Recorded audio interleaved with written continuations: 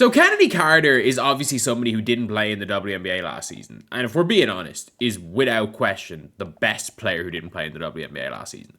Like, we have got a player who is a top... We're talking about talent. A top 10 talent in the world. Like, at the men's level in the NBA, we've never seen a time where a top 10 player in the world has ever not been in the league. And not only that, like, we've never seen somebody... Like, obviously, look, there were off-the-court issues. But somebody who have clearly is 100 times calmer now than she was a half-decade ago. Have teams take chances on her. And then when she starts winning sportsmanship awards in China, then that's when they decide. Not when Kennedy Carter is, like, you know, a big problem. But it's when she starts winning sportsmanship awards. Now we're like, oh, that's kind of it. That's the final straw. But that being said... Like, when it comes to Kennedy Carter, I think that she should have been in the league. I think she could have helped a lot of teams. But at the same time, look, teams did what they did. I think the Seattle Storm have a much better chance of winning with her instead of Sykes. But it is what it is. So let's take a listen right here. This is a very interesting thing. Apparently, according to Neon, she got dropped from the league because they made it look like Neon beat her in a one-on-one. A WNBA player. And then she, the Clippers made it look like I beat her, and I think it ruined her stock, and then she got dropped from WNBA. I swear to God. I don't know. I mean, I'm going to be honest. This happened, I'm pretty sure the 1v1 happened in May. The Sky announced they weren't keeping Kennedy Carter in, like, February. It's not like they were even close to an overlap. Oh, I wanted to first, this is a perfect time for me to apologize. I don't know why my Clippers did that to make you look bad. I'm very sorry, genuinely, deep inside. They made it look like I beat her and she like was playing like shit, and then now she plays in Mexico, I think. But she's a great person, she's a great soul. But my Clippers were just on some weird shit, and I want to apologize for that, genuinely. Didn't take it easy on her? Bro, I was hooping. I'm not gonna. Yeah. She beat me though, but they made it look like I beat her. Right. Yeah, Kennedy Carter, I just want to put this out there. Like, this is, again, what people are thinking about. Like, Kennedy Carter was already out of the league. That's why she was on Neon's show during preseason. She was already out of the league. Kennedy Carter was gone. She was gone. She was out of the league. And look, at the end of the day, I don't think she should have been out of the league. I think she absolutely should still be in the league. I think there's no ifs, ands, or what's about it. Kennedy Carter is a talented enough player to be in the league. And, like, I'm going to be honest when it comes to this. Like, when it comes to WNBA, there are players that I will actively go out of my way to watch. Aaliyah Chavez, Oklahoma. Partially because of Aaliyah Chavez. Partially because, like, Emma Tolan is playing for Oklahoma. Or, like, not that I know her well, but, like, I've watched her play the whole time. Know a lot of her former teammates in East Cavan Eagles. Currently coach at the college where her sister's on the currently played at the college last year. Dublin City University that her sister plays on. It's good to see her and to see Irish players doing really, really well. But I'm gonna be honest. Carter was one of them. Kennedy Carter absolutely is one of those players that she is that exciting to watch. She was the reason I liked watching the Chicago Sky. Like, I watched them a lot of time to report on them because a lot of people want to see how Angel Reese was getting on. But let's be real. Kennedy Carter was the reason you stayed and watched. She was, like, more exciting than Kelsey Mitchell. She was like a more relentless Kelsey Mitchell. Not quite as good because she didn't shoot the three ball as well, but relentless.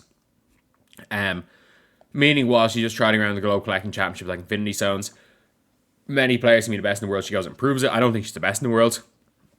Albeit, she did outplay Angel Wilson multiple times. Like, I think she is the only player in that season, other than Nafisa Collier. She outplayed Angel Wilson like 3 times in a season, or twice out of 3 in a season where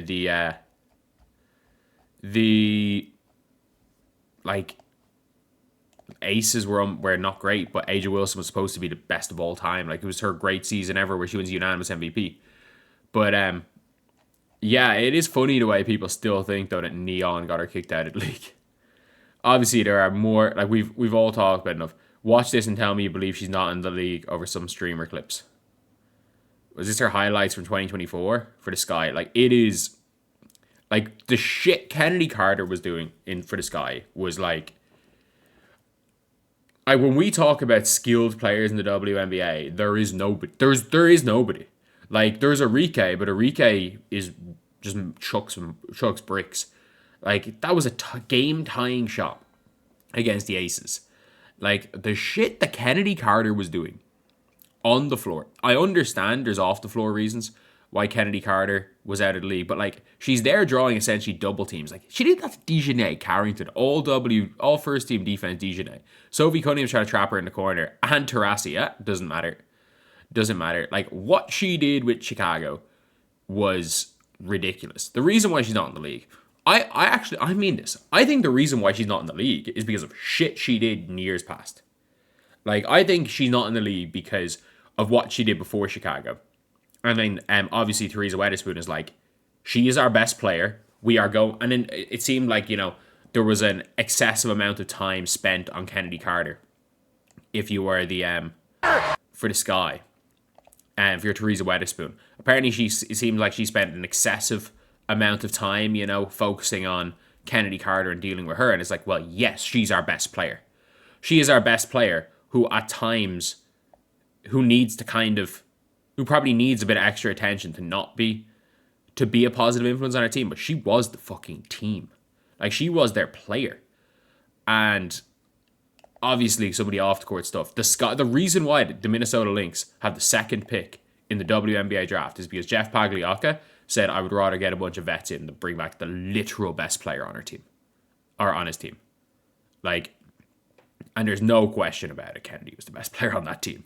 Like, Angel was good as a rookie. Holy shit, Kennedy Carter should have made an all-WNBA team. You had nothing to do with her not being in the league. They've been not wanting to give her another chance. She's a bucket getter. This is why she'd never gone on there. I knew he was going to do this. Streaming culture might be the worst thing on earth. The fact is that this went 100% on Kennedy's team for allowing her to go on a stream with... I don't know anything about Neon.